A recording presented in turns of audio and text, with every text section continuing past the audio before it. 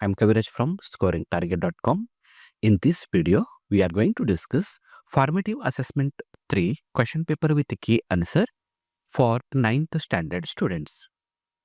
ಆತ್ಮೀಯ ವಿದ್ಯಾರ್ಥಿಗಳು, ಇವತ್ತಿನ ವಿಡಿಯೋದಲ್ಲಿ ನಾವು 9ನೇ ತರಗತಿಯ FA3 ಪ್ರಶ್ನೆ ಪತ್ರಿಕೆ ಮತ್ತು ಕೀ ಆನ್ಸರ್ ಅನ್ನ ಸಾಲ್ವ್ ಮಾಡ್ತಾ ಇದ್ವಿ. ಸ್ಕ್ರೀನ್ ಮೇಲೆ ತೋರಿಸ್ತಕ್ಕಂಥ ಈ ಒಂದು ಪ್ರಶ್ನೆ ಪತ್ರಿಕೆ ಜೊತೆಗೆ ಈ ಕೀ ಆನ್ಸರ್ ಅನ್ನ ನೀವು ಡೌನ್ಲೋಡ್ ಮಾಡ್ಕೋಬೇಕಂದ್ರೆ ಅದರ ಲಿಂಕ್ ಅನ್ನು ಕಾಮೆಂಟ್ ಬಾಕ್ಸ್ ಅಲ್ಲಿ ಹಾಕಿರ್ತೀನಿ. ಸೊ ಅಲ್ಲಿ ಕ್ಲಿಕ್ ಮಾಡಿದಾಗ ನಿಮಗೆ FA 1, 2, 3, 4 ಎಲ್ಲ ಪ್ರಶ್ನೆ ಪತ್ರಿಕೆ ಮತ್ತು ಕೀ ಆನ್ಸರ್ ಸಿಗುತ್ತೆ. ನಿಮ್ಗೆ ಯಾವುದು ಬೇಕೋ ಅದನ್ನ ಡೌನ್ಲೋಡ್ ಮಾಡ್ಕೊಂಡು ನೀವು ಎಕ್ಸಾಮ್ಗೆ ಪ್ರಿಪೇರ್ ಆಗ್ಬೋದು. Okay, let start the class. ಇದರಲ್ಲಿ ಮೊದಲನೇ ಪ್ರಶ್ನೆ ಮಲ್ಟಿಪಲ್ ಚಾಯ್ಸ್ ಕ್ವೆಶನ್ಸ್ ಇರುತ್ತೆ, 2.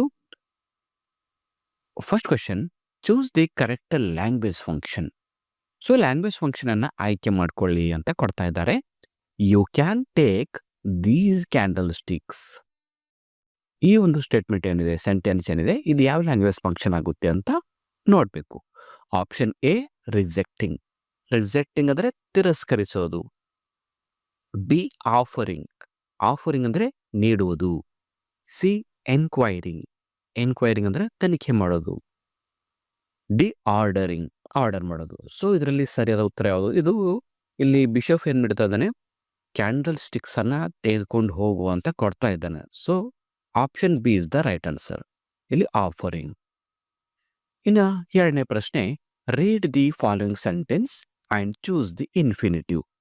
ಸೊ ಇನ್ಫಿನಿಟಿವ್ ಅನ್ನ ಆಯ್ಕೆ ಮಾಡ್ಕೋಬೇಕು. ಇನ್ಫಿನಿಟಿವ್ ಅಂದ್ರೆ ಈಗಾಗ ತಮ್ಗೆ ಹೇಳ್ತಿದ್ದೀನಿ, 2+ ವರ್ಬ್ ಇರ್ತಕ್ಕಂಥ ಆಪ್ಷನ್. ಸೆಂಟೆನ್ಸ್ ಏನಿದೆ ನೋಡಿ, my wife knows best how to run the house. ಈ ಸೆಂಟೆನ್ಸ್ ಅಲ್ಲಿ ಇನ್ಫಿನಿಟಿ ಯಾವ್ದಾಗುತ್ತೆ? Option A house, B to run, C how to, D knows. So 2+ verb ಇರ್ತಕ್ಕಂಥ ಆಪ್ಷನ್ ಬಿ ಇದೆ. So B is the right answer. ನಾವು key answer ಅಲ್ಲಿ ಕೂಡ check ಮಾಡ್ಕೊಂಡ್ ಬರ್ಬೋದು. ಮೊದಲನೇ ಪ್ರಶ್ನೆ ಉತ್ತರ ಬಿ ಆಫರಿಂಗ್. ಎರಡನೇ ಪ್ರಶ್ನೆ ಉತ್ತರ ಆಪ್ಷನ್ ಬಿ ಟು ರನ್. ನಾವು main question number 2, do as directed. ಇದು 1 ಅಂಕದ 2 ಪ್ರಶ್ನೆಗಳು ಇರುತ್ತೆ. ಇದರಲ್ಲಿ ಮೂರನೇ ಪ್ರಶ್ನೆ, ವಿಚ್ ವರ್ಡ್ ಹ್ಯಾಸ್ 2 syllables. ಈ ಕೆಳಗಡೆ ಕೊಟ್ಟಂತ ಪದಗಳಲ್ಲಿ 2 ಸಿಲೆಬಲ್ ಇದ್ದಂತ ಪದ ಯಾವುದು ಅಂತ ನೋಡಿ. Pay, keep, banyan, ant.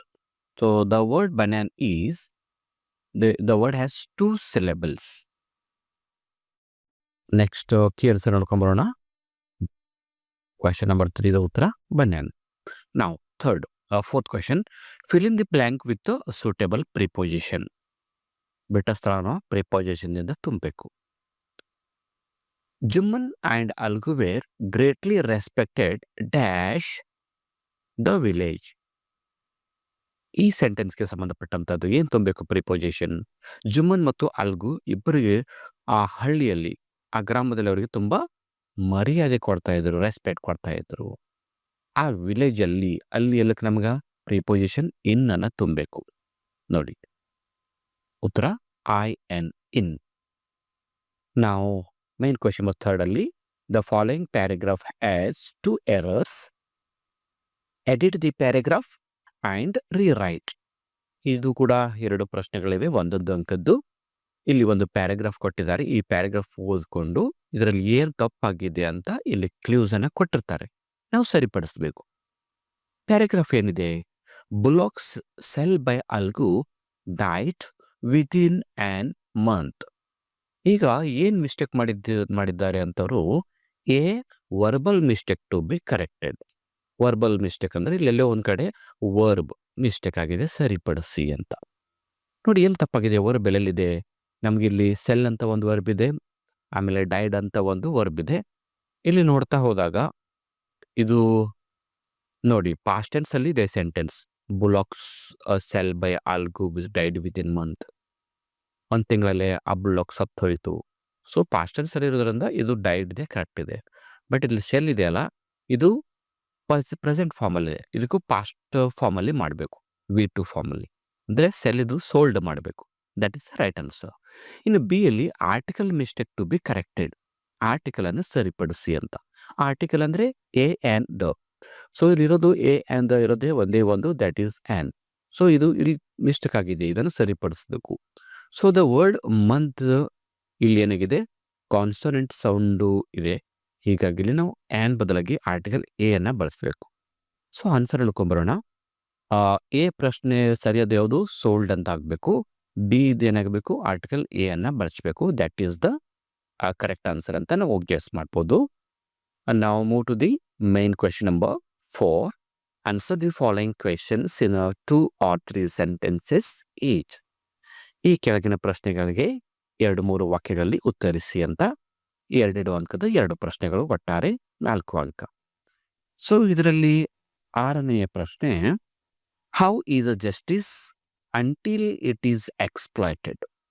ಇಲ್ಲಿ ಎಕ್ಸ್ಪ್ಲಾಯ್ಟೆಡ್ ಅಂದ್ರೇನು? ದುರ್ಬಳಕೆ ಮಾಡ್ಕೊಳ್ಳೋದು, ಕೆಟ್ಟ ಉದ್ದೇಶಕ್ಕಾಗಿ ಬಳಸ್ಕೊಳ್ಳೋದನ್ನು ನಾವು ಎಕ್ಸ್ಪ್ಲಾಯ್ಟೆಡ್ ಅಂತ ಕರಿತೀವಿ. ಅಂದ್ರೆ ನ್ಯಾಯ ಕೆಟ್ಟದಾಗಿ ಬಳಸೋಕ್ಕಿಂತ ಮುಂಚೆ ಹೆಂಗಿತ್ತು ಅಂತ ಪ್ರಶ್ನೆ ಕೇಳ್ತಾ ಇದ್ದಾರೆ.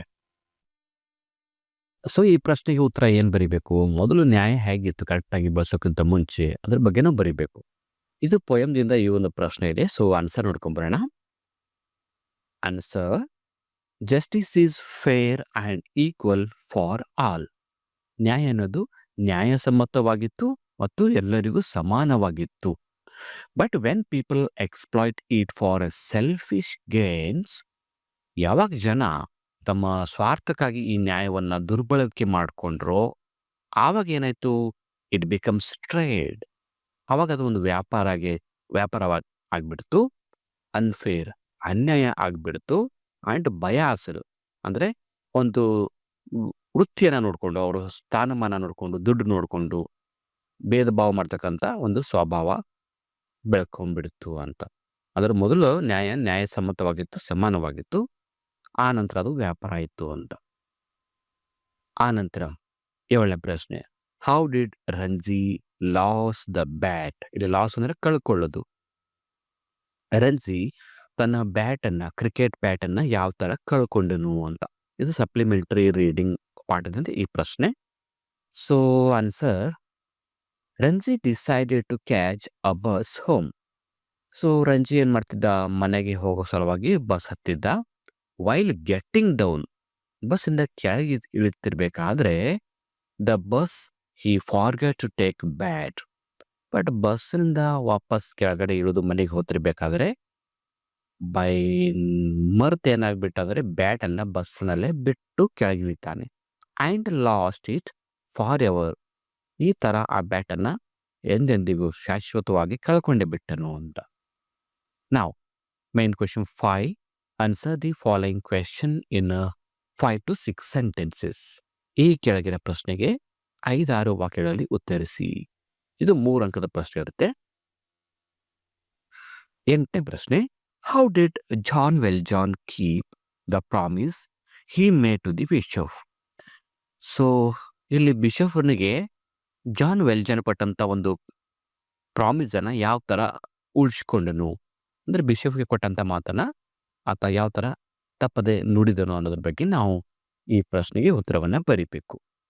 Okay, let's see the answer of question number 8. Jean Valjean promised the bishop that he would become an honest man.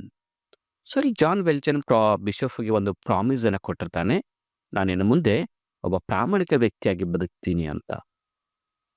he kept this promise by starting a new life. So ಈ ಒಂದು ಪ್ರಾಮಿಸನ್ನು ಯಾವ ಥರ ಉಳಿಸ್ಕೊಂಡನು ಅಂದರೆ, ಸ್ಟಾರ್ಟಿಂಗ್ ನ್ಯೂ ಲೈಫ್, ತನ್ನದೇ ಆದ ಒಂದು ಹೊಸ ಜೀವನವನ್ನು ಪ್ರಾರಂಭ ಮಾಡೋ ಮೂಲಕ ಆ ಒಂದು ಮಾತನ್ನು ಉಳಿಸ್ಕೊಂಡನು. ಥ್ರೂಔಟ್ ಹಿಸ್ ಲೈಫ್, ಥ್ರೂಔಟ್ ಅಂದರೆ ಜೀವನ ಪರ್ಯಂತರ, he consistently choose to do good. ಜೀವನ ಪರ್ಯಂತರ ನಿರಂತರವಾಗಿ ಆತ ಏನು ಮಾಡಿದೆ, ಒಳ್ಳೆ ಕೆಲಸವನ್ನು ಮಾಡೋಕ್ಕೆ ಪ್ರಯತ್ನ ಪಟ್ಟ.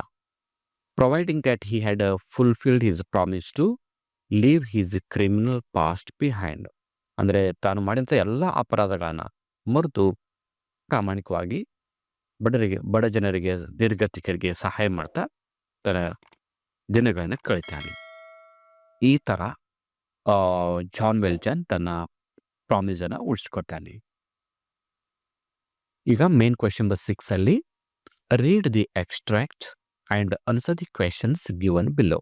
ಎಕ್ಸ್ಟ್ರಾಕ್ಟ್ ಪ್ರಶ್ನೆ ಇರುತ್ತೆ, ಈ ಪ್ರಶ್ನೆಗೆ ABC ಪ್ರಶ್ನೆಗಳಿರುತ್ತೆ. ನಾವು ಉತ್ತರವನ್ನು ಕೊಡಬೇಕು. ಇದು 3 ಅಂಕದ್ದು ಪ್ರಶ್ನೆ. ಸ್ಟೇಟ್ಮೆಂಟ್ ಏನಿದೆ ಮೊದಲು ನೋಡ್ಕೋಬೇಕು. I am not wanted in your house. ನಾನು ನಿಮ್ಮ ಮನೆಯಲ್ಲಿ ಇರಕ್ಕೆ ಬಯಸೋದಿಲ್ಲ. ಅಂದ್ರೆ ನಿಮ್ಮ ಮನೆಯಲ್ಲಿ ನಾನು ಇರೋದಿಲ್ಲ ಅಂತ. ಸೊ ಇದು ಯಾರು ಹೇಳಿದ್ರು? A. Who is refer to as I. ಇಲ್ಲಿ ಐ ಅಂದ್ರೆ ಯಾರು? ನಾನು ನಿಮ್ಮ ಮನೆಯಲ್ಲಿ ಇರೋದಿಲ್ಲ. ಇಲ್ಲಿ ನಾನು ಅಂದ್ರೆ ಯಾರು? ಜುಮನ್ಸ್ ಆಂಟ್ ಅಂತ ಬರಿಬೇಕು, ಅಥವಾ ಜಸ್ಟ್ ಓಲ್ಡ್ ಆಂಟ್ ಅಂತ ಕೂಡ ಬರಿಬಹುದು. ಜುಮ್ಮನನ ಆಂಟ್ ಏನ್ ಮಾಡ್ತಾಳೆ? ಜುಮ್ಮನಿಗೆ ಹೇಳ್ತಾಳೆ ನಾನು ನಿನ್ನ ಮನೆಯಲ್ಲಿ ಇರೋದಿಲ್ಲ ಅಂತ. ಇಲ್ಲಿ ಐ ಅಂದ್ರೆ ಓಲ್ಡ್ ಆಂಟ್ ಬರೆದ್ರು ಓಕೆ, ಅಥವಾ ಜುಮ್ಮನ್ಸ್ ಆಂಟ್ ಅಂತ ಬರೆದ್ರು ಕೂಡ ಸರಿ. ನೆಕ್ಸ್ಟ್ ಬಿ ಪ್ರಶ್ನೆ. Where was the speaker? ಅಂದ್ರೆ ಈ ಮಾತನ್ನ ಹೇಳೋ ಟೈಮಲ್ಲಿ ಆಂಟ್ ಎಲ್ಲಿರ್ತಾ ಇದ್ರು? ಎಲ್ಲಿರ್ತಾ ಇದ್ರು ಅಂದ್ರೆ ಇನ್ ಜುಮ್ಮನ್ಸ್ ಹೌಸ್. ಜುಮ್ಮನನ ಮನೆಯಲ್ಲಿ ಇದ್ಳು. ಸಿ ಪ್ರಶ್ನೆ. What did the speaker demand? ಇಲ್ಲಿ ಆಂಟು ಜುಮ್ಮನ್ಗೆ ಏನ್ ಡಿಮ್ಯಾಂಡ್ ಇಟ್ರು? ಡಿಮ್ಯಾಂಡ್ ಅಂದ್ರೆ ಬೇಡಿಕೆ. ಏನ್ ಬೇಡಿದಳು ಅಂದ್ರೆ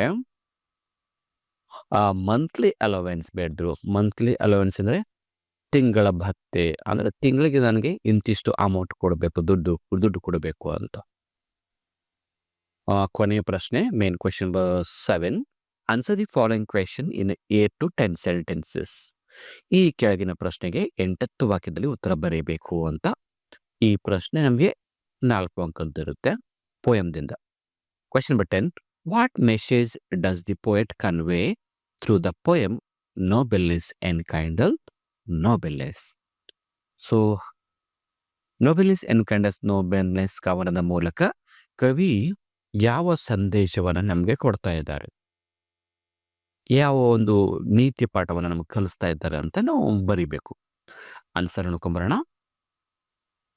the poet conveys that one act of goodness can inspire and create more goodness. ಅಂದರೆ ನಾವು ಮಾಡ್ತಕ್ಕಂಥ ಒಳ್ಳೆ ಕಾರ್ಯಗಳು ಇನ್ನಷ್ಟು ಒಳ್ಳೆ ಕಾರ್ಯಗಳ ಆಗಲಿಕ್ಕೆ ಇನ್ಸ್ಪೈರ್ ಮಾಡುತ್ತೆ, ಸ್ಫೂರ್ತಿ ಕೊಡುತ್ತೆ ಅಂತ. Much like one lamp lighting another. ಯಾವ ಥರ ಒಂದು ದೀಪದಿಂದ ಇನ್ನೊಂದು ದೀಪವನ್ನು ಬೆಳೆಸ್ಬೋದು, ಹಾಗೆ ಒಳ್ಳೆ ಕೆಲಸದಿಂದ ಇನ್ನಷ್ಟು ಒಳ್ಳೆ ಕೆಲಸಗಳನ್ನ ಮಾಡ್ಬೋದು. Through the story of Yusuf and the stranger, the poem emphasises that practising kindness and generosity leads to a cycle of compassion and happiness.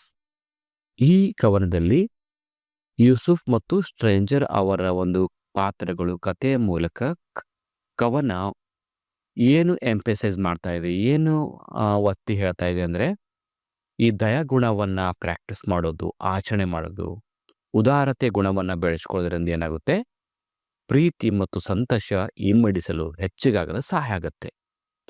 True nobility lies in responding to evil with kindness and forgiveness rather than revenge. ಯಾವುದೇ ಒಂದು ಅಪರಾಧಗಳಿಗೆ, ಕೆಟ್ಟ ಕಾರ್ಯಗಳಿಗೆ ನಾವು ಪ್ರತಿಕ್ರಿಯೆ ಕೊಡೋದು ಅಥವಾ ಅದರ ವಿರುದ್ಧ ನಾವು ಸೇಡು ತೆಗೆದುಕೊಳ್ಳೋದು ಮಾಡೋ ಬದಲಾಗಿ ಆ ತಪ್ಪಿಗೆ ನಾವು ದಯವನ್ನು ತೋರಿಸಿದರೆ, ಕ್ಷಮೆಯನ್ನು ಕೊಟ್ಟಿದ್ರೆ ಆದರೆ ಆ ವ್ಯಕ್ತಿ ಆ ಗುಣವನ್ನು ಬದಲಿಸ್ಕೊಳ್ಬೋದು, ಪರಿವರ್ತನೆ ಆಗ್ಬೋದು. The central message is that acts of kindness, generosity and nobility are contagious. ಒಟ್ಟಾರೆ ಈ ಕವನದ ತಿರುಳು ಏನಂದರೆ ದಯಾಗುಣ, ಉದಾರತೆ ಮತ್ತು ಶ್ರೇಷ್ಠ ಗುಣಗಳು ಇದು ಒಂದು ರೀತಿ ಸಾಂಕ್ರಾಮಿಕ ಇದ್ದ ಹಾಗೆ. ಹೇಗೆ ಸಾಂಕ್ರಾಮಿಕ ಕಾಯಿಲೆ ಆಟೋಮೆಟಿಕ್ ಆಗಿ ಒಬ್ಬರಿಂದ ಒಬ್ಬರಿಗೆ ಹರಡ್ತವೋ, ಇದೇ ಥರ ಈ ಒಳ್ಳೆ ಗುಣ ಕೂಡ ಒಬ್ಬರಿಂದ ಒಬ್ಬರಿಗೆ ಪಸರಿಸ್ಬೋದು, ಹರಡಬಹುದು ಅಂತ ಈ ಕವನದ ಮುಖ್ಯವಾದ ಮೆಸೇಜ್ ಅಂತ ಹೇಳ್ಬೋದು. ಸೊ ವಿದ್ಯಾರ್ಥಿಗಳಿಗೆ ಇಷ್ಟು ಈ ಪ್ರಶ್ನೆ ಪತ್ರಿಕೆ ಮತ್ತು ಕೀ ಆನ್ಸರ್. ಈ ವಿಡಿಯೋ ಇಷ್ಟ ಆದರೆ ಒಂದು ಲೈಕ್ ಮಾಡಿ ಹಾಗೂ ನಮ್ಮ ಚಾನಲ್ಗೆ ಸಬ್ಸ್ಕ್ರೈಬ್ ಆಗಿ ಅಂತ ಹೇಳ್ತಾ ಕ್ಲಾಸಲ್ಲಿ ಇಲ್ಲಿಗೆ ಮುಗಿಸ್ತಾ ಇದ್ದೀನಿ. ಸೊ ಈ ಪ್ರಶ್ನೆ ಪತ್ರಿಕೆ ಮತ್ತು ಕೀ ಆನ್ಸರ್ ಲಿಂಕ್ ಕಾಮೆಂಟ್ ಬಾಕ್ಸಲ್ಲಿ ಇರುತ್ತೆ. ಡೌನ್ಲೋಡ್ ಮಾಡ್ಕೊಂಡು ಎಕ್ಸಾಮ್ಗೆ ಪ್ರಿಪೇರ್ ಆಗಿ. So thank you all.